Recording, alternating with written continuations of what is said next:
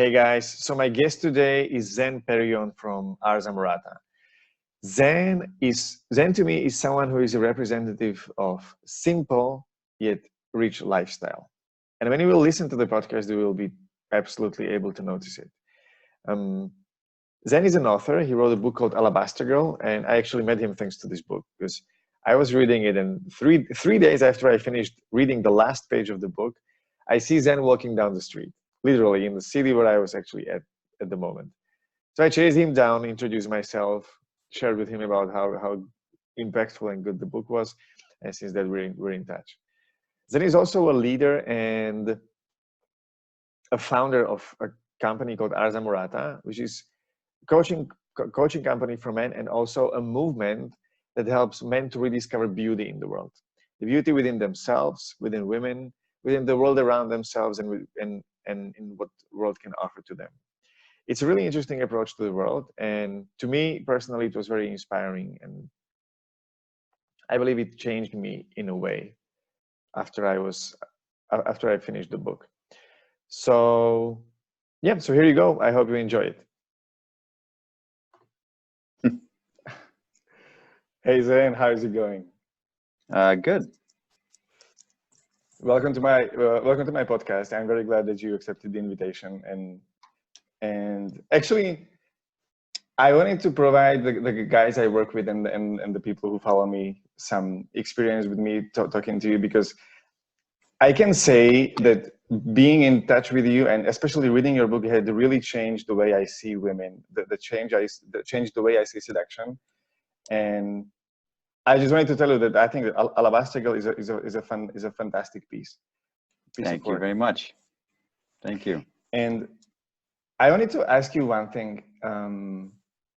I talked with Brian from Fearless, and he was telling me about like some of your past and how you came to this place like of writing a book and being a legend in the world of seduction today. So I want to ask you how did this transformation happen? Because you were not always like the confident guy who is okay with being the center of attention and like giving love and giving joy to those around you. So can you share some about your own journey?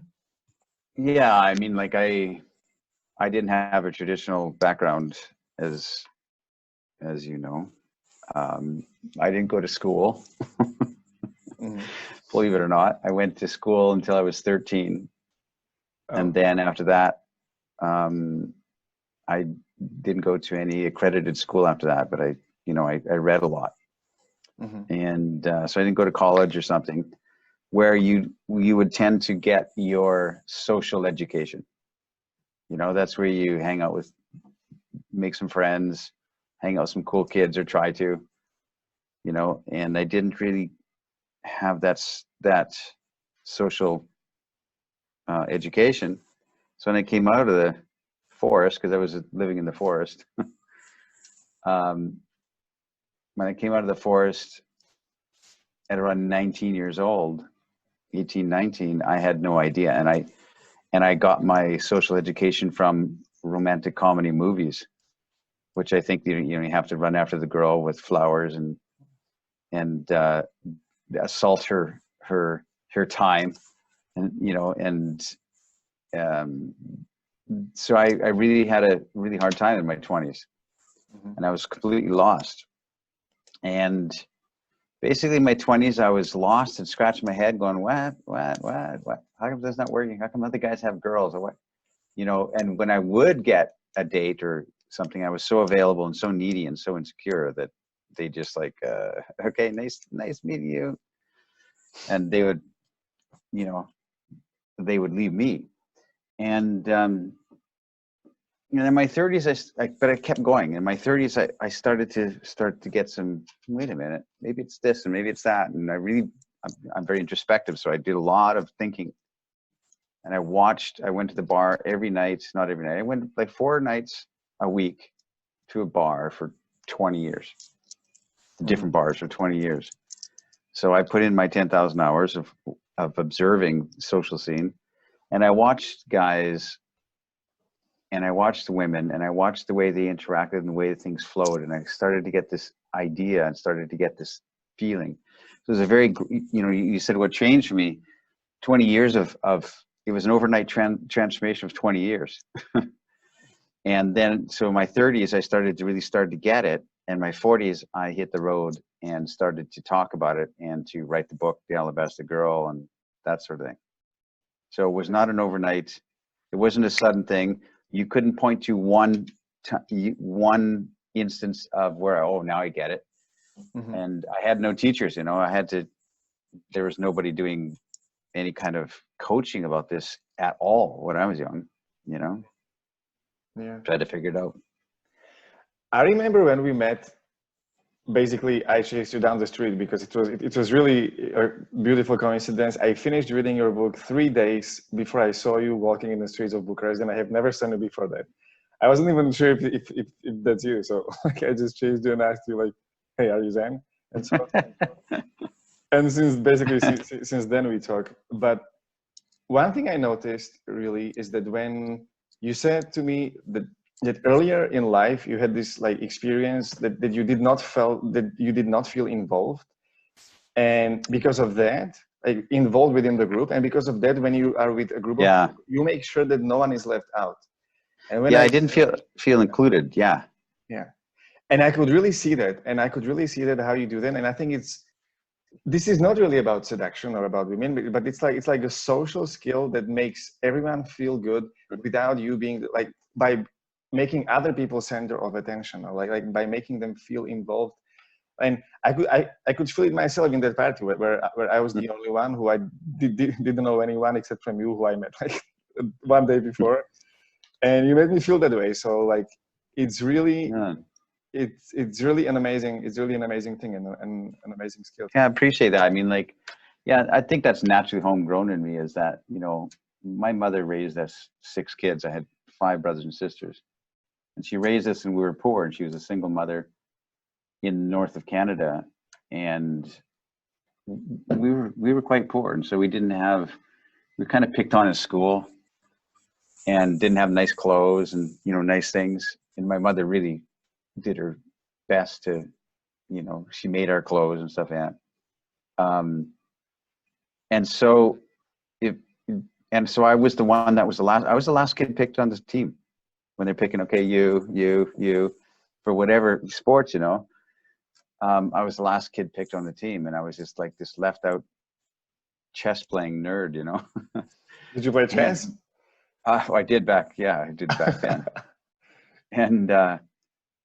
And so there's something in me that just like won't stand for it. If I have anything to say, or if I have any influence of any kind, and if I'm in a group of people at a restaurant table, for instance, and there's 12 people, or in a house party, and I see somebody that's left out, I can't abide that. There's something in me saying, because I was left out. So I make sure I go reach out to that person, male or female, and pull them into the energy of the center of the crowd. Like if you ever come to my house is always filled with women, and we have this just kind of a celebration, and it's kind of just a fun energy. And if I ever see anybody pulling out their phone because no one's talking to them, I'll stop in the middle of what I'm doing. I don't care who I'm talking to. I don't care who's talking. I'll cut them off mid-sentence. Wait. Come here. Did you meet this person yet? And I pull everything into the center of the energy. So it's that important to me, that because I was not included. Yeah. When did the thing with beauty came up? How did you define your own life philosophy that the whole alabaster, that your life is based on, and Alabaster Girl is based on? Well, I think in the course of me traveling for 10 years and writing that book for 10 years, trying to capture the essence of what it was, what am I really writing about? You think you're writing about women, and you are, and you think you're writing about men, and you are, and you think you're relating about relationships. But when I came down to it, when you really took a good look at it, and so I don't really know exactly how it coalesced into that, but really what I'm writing about, what I'm fascinated about, what I'm writing about now, I'm in Italy right now working on my second book,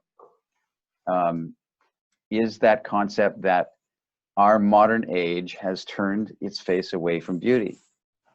in relationships. That's why there's anger and, Tinder swiping, and it's just, and in politics, in communities, in even in religions, it's all like, angry, toxic. There's the word now, right? Mm-hmm. So art has turned its face from beauty, and beauty has always been for, over 2,000 years since Plato. It's like it's truth and beauty and goodness have been the three fundamental essences of society and humanity. And in the last 100 years or so, about 1920 or so, we completely destroyed it. Said, no, beauty's out. It's been ripped out of art. It's been ripped out of literature.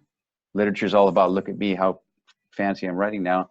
Art is all about the artist now. It's not about the art anymore. It's about, look at, the shock I can do with cutting putting a shark in formaldehyde and cutting a cow in half. And in architecture too, if you look at, for instance, the latest celebrated architecture, if you look at, in London, for instance, there's a harmony to the city, and there's a balance that's always been there for centuries, that they've always tried to put the new building into its neighbors and have this harmonic. And now there's this stomping, some kind of like a weird shaped building in the center of it all, Mm-hmm. because it's avant-garde, and it's, and we've lost harmony, we've lost symmetry, which was primary for the Greeks and the Romans, symmetry and the golden rectangle, and we've just destroyed beauty. So I realized when I was writing that book that really what I'm trying to capture is why, and I know it's abstract, but why is beauty gone from the earth? We don't seek it anymore, The thing with beauty is there's this feeling that things are right. I don't know, it's difficult to describe, but I was really aware of that after I was in Dubai and Italy shot one after another. Because in Dubai we have these huge buildings, and it's really like breathtaking, like how like what a human being can actually build. But it's like it's all perfectly aligned. They all look like each other, and it's astounding for us for a while. But then it gets like it's like a plastic or something. And then you go to like a small Italian city where there is like, even if there is a mess in the street or it feels disorganized, it feels like home, even though I'm there for the first time. Yeah, so like architecture for sure is like, you look at a city like Vancouver, where I'm sort of from, and I'm in Florence right now, and this room that I'm in is from the 13th century. Like this building that I'm in is, it's been updated and renovated, but it's this building, and I looked at the history of it, was at one time a grain exchange, and one time a mercantile place, and another time it was, some rich man's house. So these buildings are repurposed. They have the solidity to them that they can be repurposed, and we use them because they've been given to mankind and handed down. Where buildings in Vancouver are glass and steel. 100 years from now, nobody's going to be in those buildings. They're going to be gone. They won't last, So everything's, shiny, like you said, but it's all temporary. And so we've lost that sense of groundedness, I guess you could say. What would you, when you meet a guy who is like in his head a lot, like I think heady guys are struggling with seeing the beauty because they see everything through concepts and equations. How do you usually approach, or how do you make someone like this see the beauty in the world and in women? Well, I guess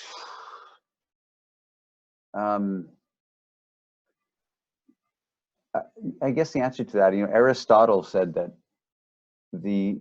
our life well lived is one spent in contemplation.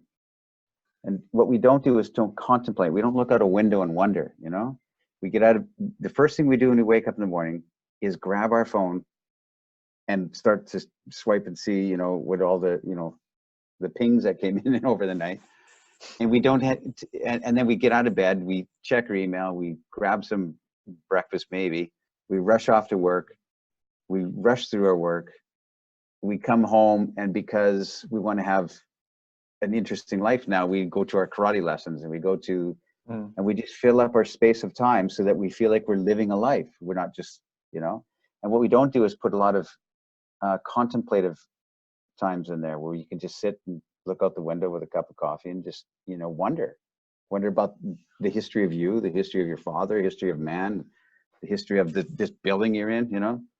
So so that idea is that I think the answer is to sit in curiosity and wonder and contemplation, and we've erased that, we've stripped that out because we're taught be busy, and fill up our time.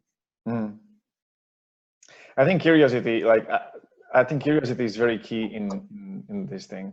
I'm not sure if it was in your book or if it was someone from your Facebook group that proposed this exercise, but there was one that proposed to walk in the city center for 20 minutes and think about, or like look at people and see what makes me feel curious about them. Was that in the book? No, but that's probably Jordan. Okay. I remember that I stumbled upon this while I was reading the book, and I remember I was in Prague back then, and I came to the center, and I walked for 20 minutes, and I did two. Like the first one was I was focusing on what makes me curious about people, and the second one is what I would compliment them. And after 40 minutes, like I was blown away because I realized that once I started to look for those things within those people, the people were fascinating in the streets, and I really enjoyed this exercise and walking out there.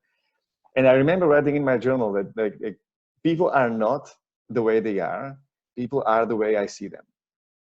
And it's like, I think this is like, it was so powerful for me, like this experience. That's great. Yeah.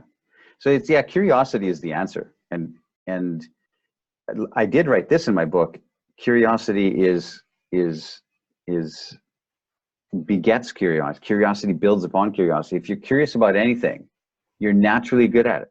Like, I had no formal education past 13 years old, and yet I'm really, and people don't know this about me, but I'm super good with computers. Like I have computer in my DNA somehow, and I'm good at programming, and I can sit down with a new programming language I've never seen before, and I can figure it out pretty quickly.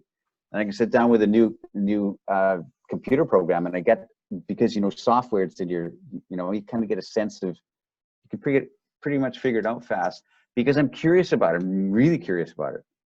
I think technology is incredible, and computers to me, I've always been fascinated by them. So that I'm naturally, because so if you're curious about yourself, curious about your role in life, you're curious about women, which I was massively curious about women too. You naturally you're drawn to it because you get good at it, quote unquote, because that's what you're thinking about. That's how kids learn, right? Like kids don't have this, like they have to learn how world works. They just are curious and they're exploring, and that's what makes it easy for them. Exactly. Then we send them to primary school and tell them that they have to, and they stop. Exactly. Yeah.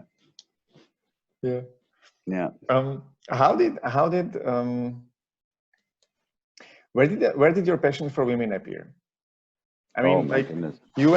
Because you were 9, I guess, and I guess you weren't thinking the same way when you were 9 and when you were 14 and 18. So I'm like, was there only like a single point when you were?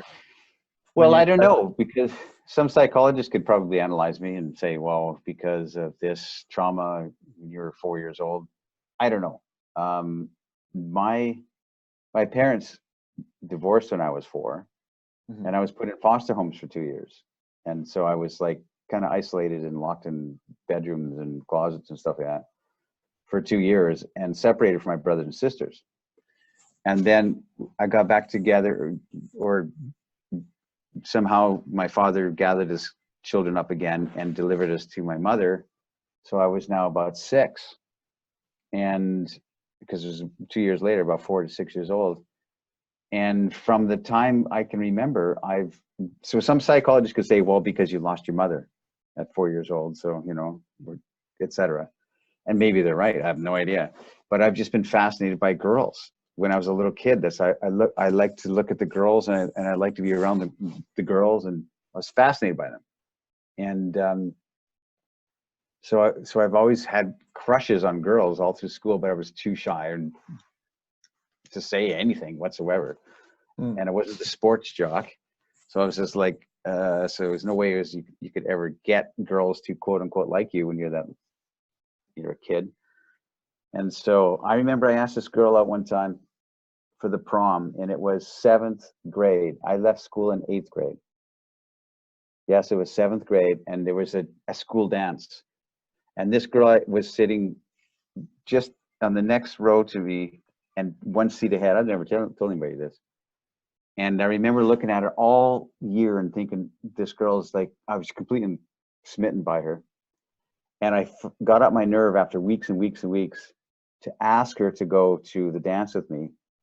And I, breathless, I'm like almost fainting, I asked her, and she said, oh, I'm sorry, but I'm going with someone else. And I still remember every bit of it today. And so I went to the dance with myself and stood against the wall, looked like an idiot in a suit my mother made out of an old man suit. But anyway, what's interesting is I went back north to that small little town 2 years ago, and went to the old school where I went, looked at this old school and how small the classrooms and stuff were. And I happened to talk to somebody that was working at the school, like painting a classroom, because it was in this summer, so the school was out. And they said, oh yeah, and I started to name some names I remember from back then. She said, well, that girl, I mentioned her. He said, well, she works over here at such and such a store. So I went over there and I saw her. Nice. And I hadn't seen this girl since I was like, 7th grade, since I was 12 years old. And it was, anyway, that was to answer your question, I've always liked girls, and I've always been fascinated by them, and I still am. And I like them. I like it more when they're around than when they're not around, I guess you could say. Yeah. I was part of some of the discussion on Ars Amorata Facebook group, and there was one thread which was talking a lot about one of the exercises in your courses, which is basically meditating and contemplating on the question of who am I. Yeah. And I was reading about this by Michael Singer, Untethered Soul. Not sure if you know the book. There's an amazing exercise which basically says that you can say hello in your head, and you can observe the voice, and you can even yell that word hello, and you can still observe the voice. And then there was like a contemplation. So if you can observe the voice, it must mean that it's not you who's saying that word. And you can go with this logic on thinking about, like, if it is you who's moving your body, if it's you who's doing the thinking, if it's you who's doing the feeling, and if not, who is it then? So I'm curious how do you approach this exercise, or what place does it have in your courses and in your like masculinity? You mean the exercise where we call it our Amorati ritual? Do you mean that one sort of thing? Yeah, like the who am I question, and generally. Yeah, like that goes along with what I talked about with contemplation. We'll sit down and watch a 30-minute Netflix show to fill up our time, some comedy or something like that, but we won't sit for that same 30 minutes and ponder and wonder what we're made of, and wonder what my future is going to be, and wonder what my role with my father was. We don't sit and like I said, and Aristotle said, and contemplate. So the idea of that, what we do for the Amorati and the exercise we do, is to take time every day to sit and think about your life. Even if you spend 5 minutes, 10 minutes, 15 minutes, and you just sit before you rush off to all the emails and meetings and trouble, and you sit and close your eyes and take a deep breath and wonder, who am I today and what do I want? There's a Persian poet from 1,000 years ago, can't remember who, but he wrote something to the effect of, before you go to your day, like to your job, for instance, before you start your day, take down your musical instrument off the wall and play it for a couple minutes.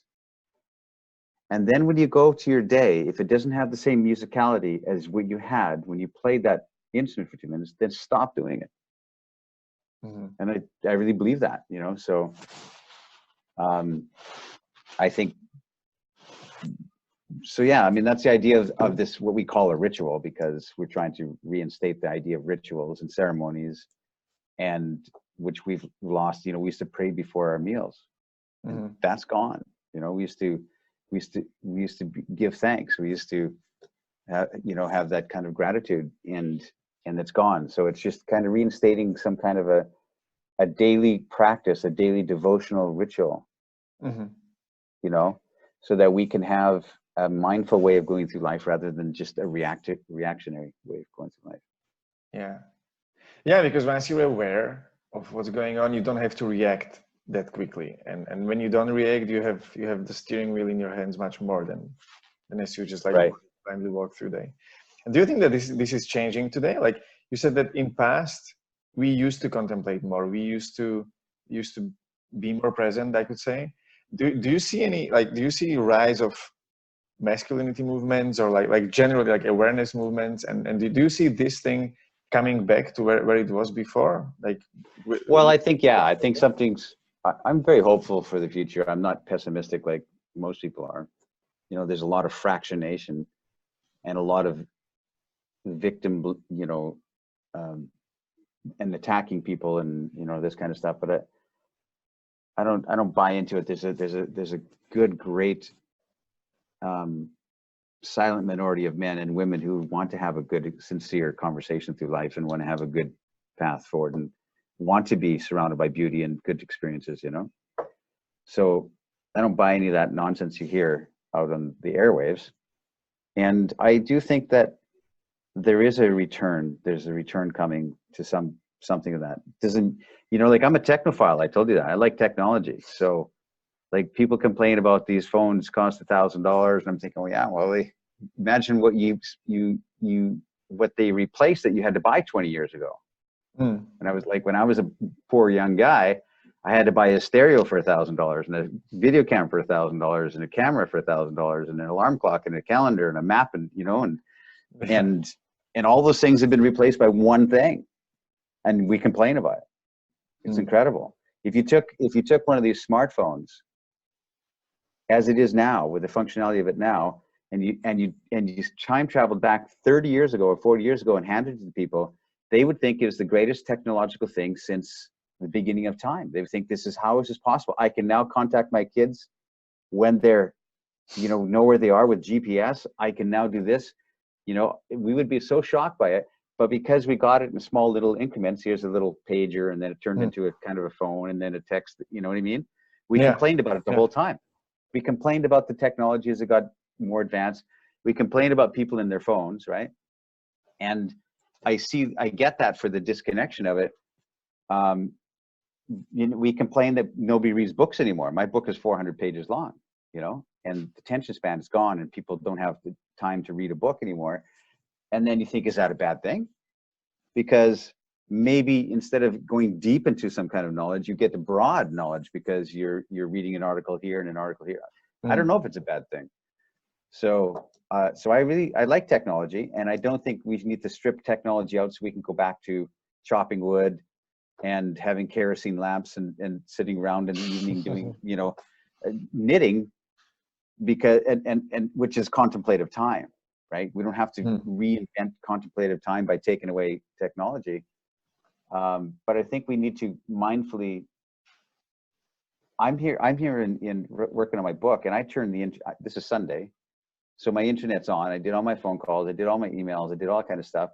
And tonight, at midnight, I'm pulling the plug on the internet again for a week, you know, and just so I can sit and sweat and look around and have nothing to do but stare at this stupid book I'm trying to write, you know.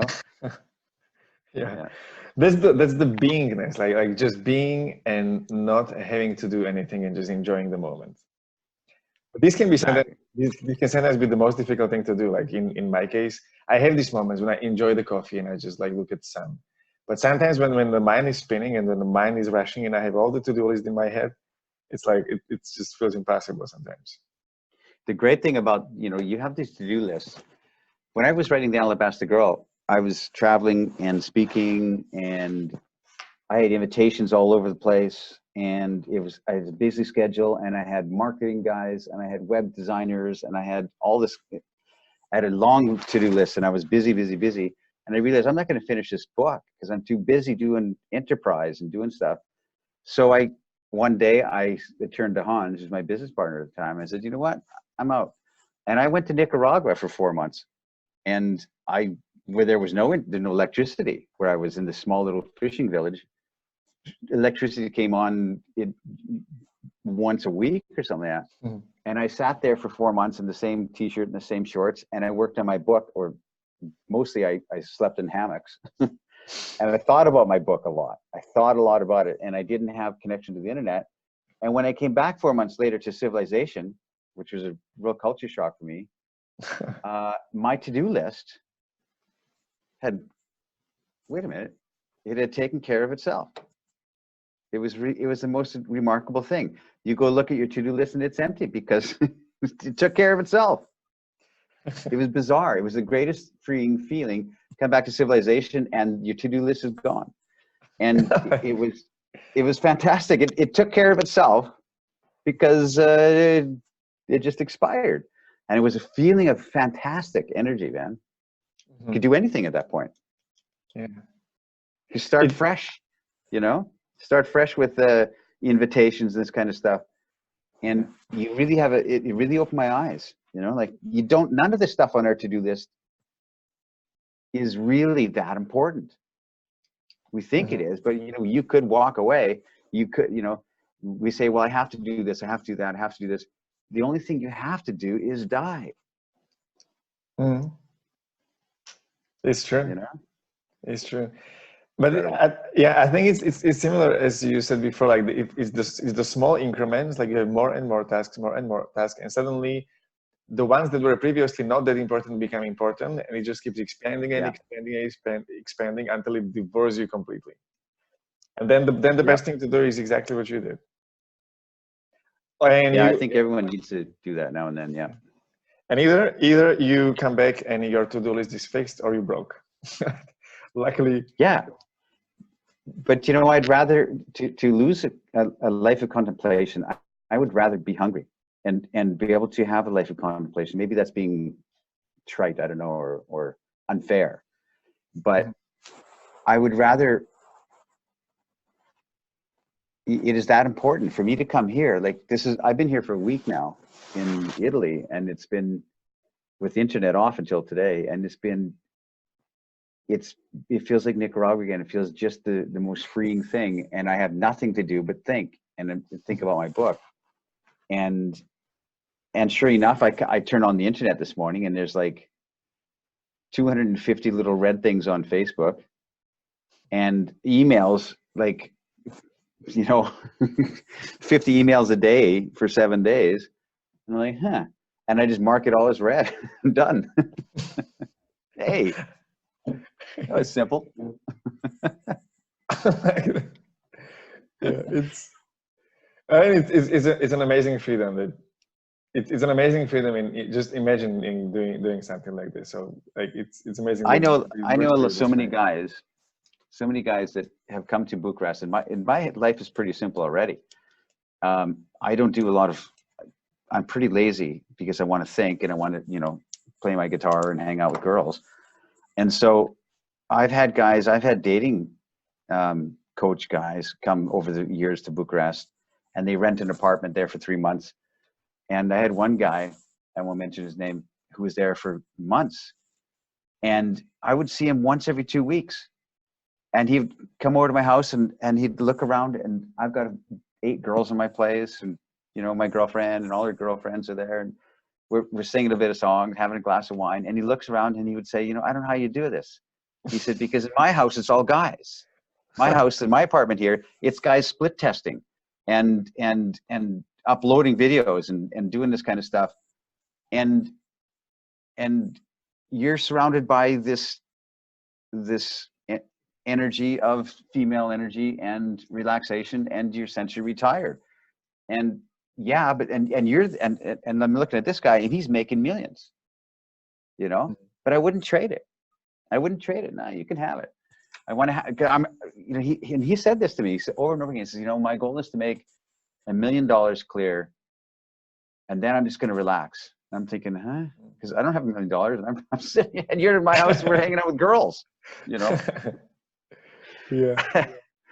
So, and I know so many guys that are just go, and bless their hearts. And if that's their, what they love and desire, then it's beautiful. That's, you know, one of their callings of their heart. It's not my calling. My calling is to, I don't know, try and write, which I'm having a hard time, but. Yeah. From what I saw, usually it's like people are chasing this, like this huge money, which is basically an expression of validation. If it's going extremely this way, in my opinion, and there comes a brick wall at one moment, and then they like either a burnout comes, or like they lose some important relationships, and usually they change. Yeah. But only I'm not aware of an instance where they would actually, but this would actually happen. I earn my $1 million, and now I'm okay. I can relax. Yeah. The change happens by the crisis, which yeah. And because they realized that didn't do it. That didn't fulfill them. Yeah. You know, so they have to chase the second $1 million. Yeah. You know, and I mean, this has been talked about forever, you know, and like I wrote about in my book, and you know, consumer land that we have, you know, but yeah, I checked, because I was doing that when I came out of the forest. I thought to get a girl, I had to have a nice car, I had to have a nice apartment, I had to have the perfect stereo, I had to have the right music, the right lighting, and I bought, you know, all that. I bought my hopes. You know, you buy your hopes. You're buying hope. That's what you're doing. You hope that somebody will come into my apartment and maybe like me. And it didn't matter at all. And when I moved into a carry-on bag, I gave all my stuff away, and I hit the road. I gave it away. Didn't sell anything. I gave everything. Here's, take my stereo to all my ex-girlfriends. And I hit the road, and I had one carry-on bag. That's it, you know, and one pair of shoes. And people said, well, wow, you only had one pair of shoes. What did you do when you had this and this and this? The amazing thing about only having one pair of shoes is your mind is completely freed up. You don't have to think, should I wear that shoes or this shoes? Because you just say, well, those are my shoes, and you put them on. and that simplicity of minimalization and clarity of that, it's just like shocks the heart. And it's so valuable, and so, you know, just incredible. That's my shoes. So you don't have that multiple of choice. And so, and something strengthens in you in a good way. And you care less. It's incredible. And that shows, and women go, who is this guy? What's there something about him? Got one pair of shoes. What? Who does that? Who does that? Right? By choice. Yeah. The homeless guy pushing the shopping cart. You know, when I was in Vancouver at this, when I gave all my stuff away and I was traveling, I went to Vancouver to see a friend, and he invited me to this party where there was all the GQ cool young guys, and, you know, this singles type of thing. And it was this cocktail party, and I went there, and all these guys in their 20s and 30s with their Lamborghinis parked outside, and all the girls, Miss Canada was there, for instance, right? There was like all the hot girls of Western Canada there. Miss Canada was there. And I'm standing around, like, I didn't know anybody, and I was just hanging out with him and just observing the scene. And we were in a group of about 8 or 9 guys and girls, and they're all talking about their jobs and their cars and this kind of stuff. And one of the girls looks over at me and goes, so what do you do? And I said, well, kind of just traveling, and I just came to see my friend, and, you know, and she said, well, where do you live? And I said, well, I'm a homeless bum. I don't live anywhere. What do you mean you don't live anywhere? Well, I have no address. What do you mean? And they're looking at me like this, huh? And then she said, well, where's your stuff? And I said, well, that's another interesting question. I don't have any stuff. And instantly, I didn't expect it, because it was, you know, but it was funny, because instantly all the girls go, what do you mean? Tell me more. And all the guys go, the guys who are trying to jostle, I got the nicest apartment, I've got this nicest car, blah, blah, they're trying to go in the hierarchy like this. All of a sudden, when you're homeless by choice, it shoots to the top of the hierarchy. And there's nothing they can, I didn't expect it. And the girls go, this is incredible. You do this? By choice you did that? And the guys are going, oh, I've been thinking about doing that too. A shock to the top. That's ridiculous. And all the girls were glomming around asking how, because you do it by choice. That's incredible.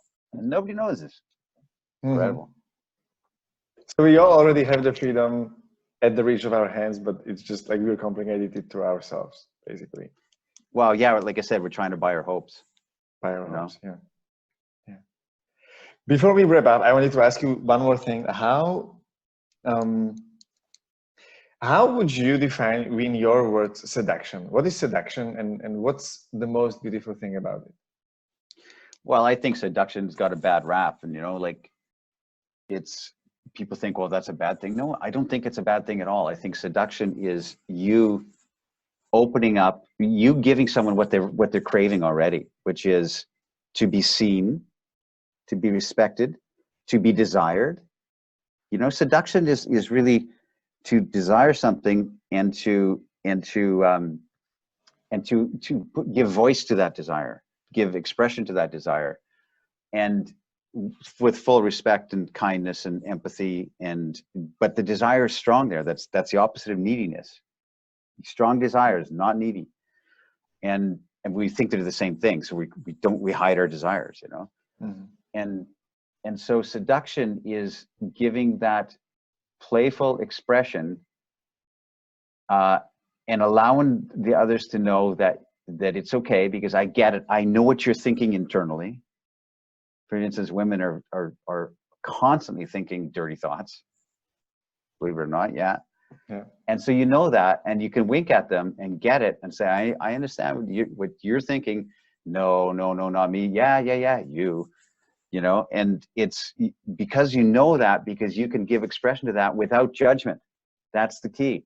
Like women and men have to be very, very strict with the way they are with their sexual energy, because they don't want to be judged, And when they recognize that you believe in life, you believe in the polarity of men and women and the attraction, the magnetic attraction that goes across there, and you don't judge.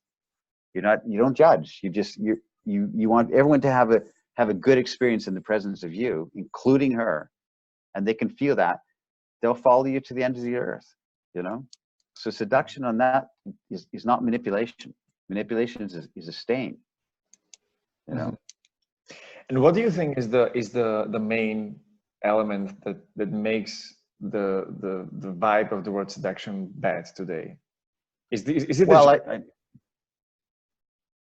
I don't know. I just think that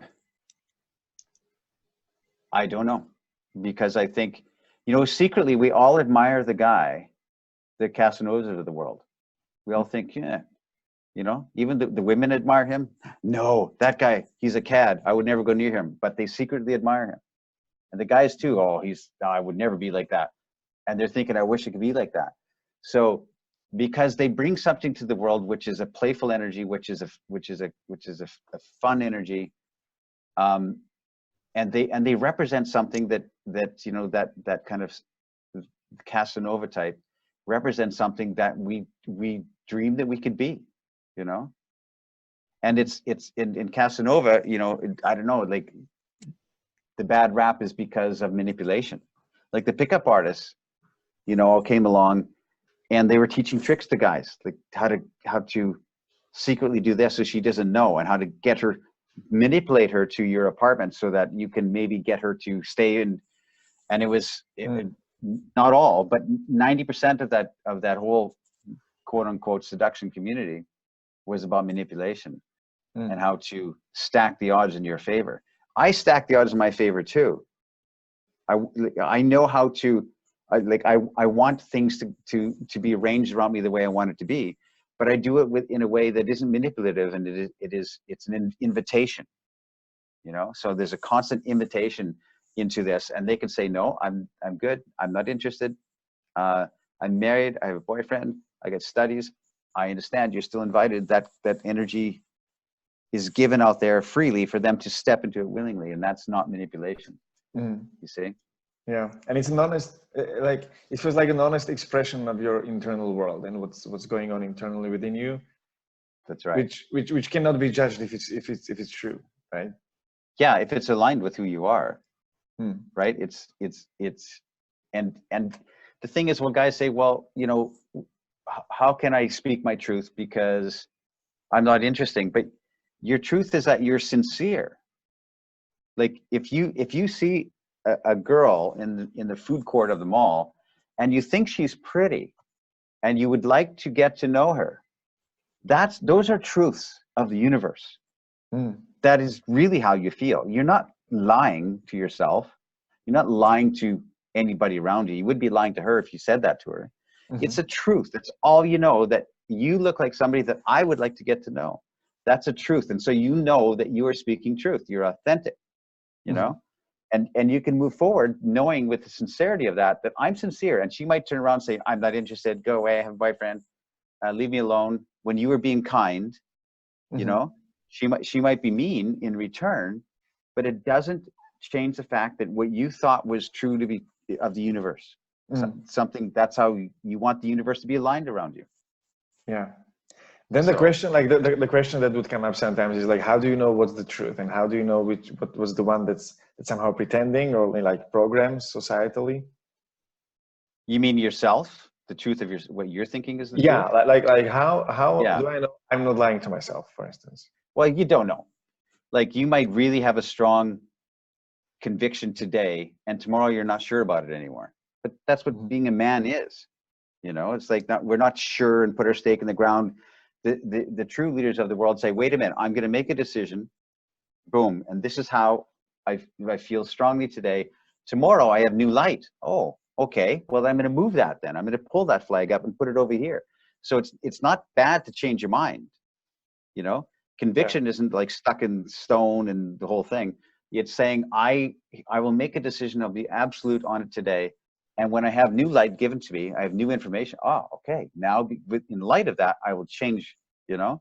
So that's why, you know, we write our goals. And I want to get a Lamborghini by the time I'm 25. And I want to get, you know, be a millionaire by the time I'm 30. And we stick on these goals, and we think that that's how to move forward through life with this very goal-driven thing. And there's no flexibility into any of that, you know? Yeah. So I think it's, I think make your statement of what you want your life to be today. That's why you pause every day. That's why you do a daily ritual. You take 10 minutes and sit at the end of your bed before you grab your phone, before you do anything. Close your eyes, ask yourself, who am I today and what do I want? And just sit silent in that. Think about you at 30 years old or 20 years old or 40 years old. Think about you and who are you today and what do you want? Yesterday it was different. You might have been different. And tomorrow you might think something different. Yeah. You might see something, you might see a poster of Madagascar today. So next morning you're thinking, man, I would love to be in Madagascar. See, something changed. But it still doesn't matter because you still have conviction in every day, in every moment as you go forward. So yeah. Zan, thank you very much for your time. Before we wrap up, if someone wants to follow you or get in touch, where can they find you? Where can they find you? Well, they can go to my website. I guess the best one is arsamorata.com, ARSAMORATA.com. Or go get my book. It's available on Amazon, thealabastergirl.com. Let me know what you think about it. Read it. It's 400 pages long, short attention span, people. Take some time, read it. I wrote it in chunks so you can, you know, pick away at it. And let me know what you think, because it's 10 years of writing, and it's, yeah. I hope my next book's not going to be 10 years, but anyway. Okay. Arsamorata.com, basically. Okay. So thank you again, Zan, and enjoy the rest of your stay in Italy. Thank you so much. Bye-bye.